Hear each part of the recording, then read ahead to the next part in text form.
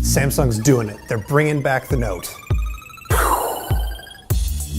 So here it is. This is the Samsung Galaxy Note 8 coming out very, very soon. And I know you're wondering, why did they bring out another Note? The last one exploded.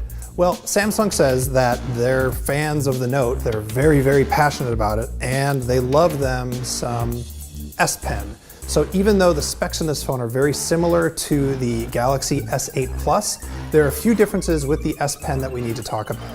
But before we get into that, there's a bunch of standard phone stuff to get into. So let's break this phone down. So the big thing with every single Note is that it has a gigantic screen, and on the Note 8 it is gigantic. It is 6.3 inches, but it's basically the same tech as you'll see in the Galaxy S8 and S8 Plus. So it's 2960 by 1440 and 18 by 5 by 9 aspect ratio, so it's very, very tall. But Samsung did a couple of things differently here. If you look at the curved screen, and of course there is a curved screen, it curves a little bit less than it does on the Galaxy S8 and S8 Plus, and that's so that you can have more writing surface, Samsung says. They've also added some better multitasking. So one of the things you can do is you can launch 2 apps and pair them together. So in your launcher, you will have 2 app icons next to each other. So if you always launch, I don't know, messaging and memos, you can always have those pop up at the same time, which is pretty nice. Not a lot of people do as much multitasking as they could on these big phones, but having the S Pen to drag the window size, it makes it more convenient. And as long as we're talking about the S Pen, let's show you some of the other new stuff that you can do. So my favorite new feature is they have this thing called a live message. So you tap on this from the little pop-up that comes up from the S Pen, and you can start drawing on it. But when you draw the message, you can then save it as a standard animated GIF. So when you send it out via, text message, Allo if you're crazy, or whatever messenger service you're using, it will work with this thing, and when it gets received on the other end, they actually get to watch the animation happen. It's kind of similar to what you can do with an iPhone and iMessage, but it works across basically every single app. And of course, the S Pen stylus does what S Pen Styli have always done. If you pull it out with the screen off, you can take a note directly on the off screen, although now on the Note 8 you can add up to 100 pages to your meeting note if you want, which is nice. The slightly larger screen and the S Pen aren't the only reasons to pick the Note 8 over the Galaxy S8 Plus or the Galaxy S8. The other big reason are the cameras. Samsung is putting dual cameras inside the Note 8 without having a big old camera bump on them, and they're doing a lot of really cool stuff with these 2 lenses. So first of all, they're both 12 megapixel. One is a wide angle lens and one is a telephoto lens. So you can turn on dual capture. And what that does is it takes a live focus. You can see I've got all the blur and everything else going on here. But it also takes both the wide angle and the telephoto, so you've got different options.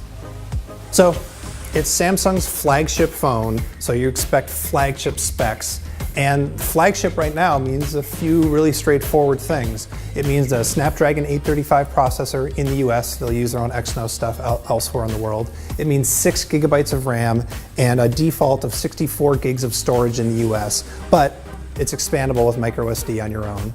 It also means that it has a 3300 milliamp battery. We don't know how long that's going to cause this thing to last. I'm sure that Samsung would tell you all day. We do know that that battery has gone through Samsung's brand new, super safe 8-step process to keep explosions from happening.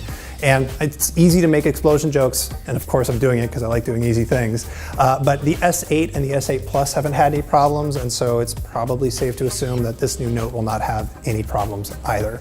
Last but not least, both the phone and the stylus are IP68, which means that it is resistant to water and dust. When you drop this thing in the toilet or you drop the stylus in the toilet, you'll be fine.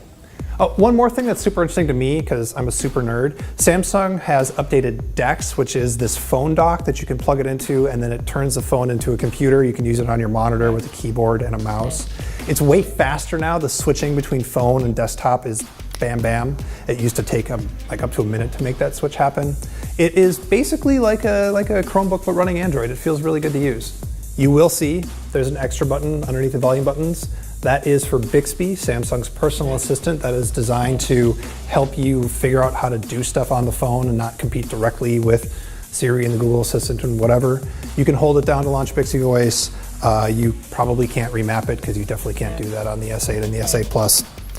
it's there. Samsung's trying to build an ecosystem. We'll see how they do with that. So what do we know about the Note 8? Well, we know it's big. It's a Note. They're really big. We know that it has good performance. We know that it has some really intriguing cameras that I'm very excited to test out against current generation iPhones and even the next generation iPhone. We know it has an S Pen, and we know that it's coming soon. And last but not least, in the US, we know that it's only coming in black and gray. We may get some other options in the future. What we don't know yet is a release date or a price, but I anticipate the release date is very soon and the price is very high. How you doing? How am I doing? Have I moved out of focus? Oh, I moved and now I'm out of focus. Okay. So if you pull it out, the screen up,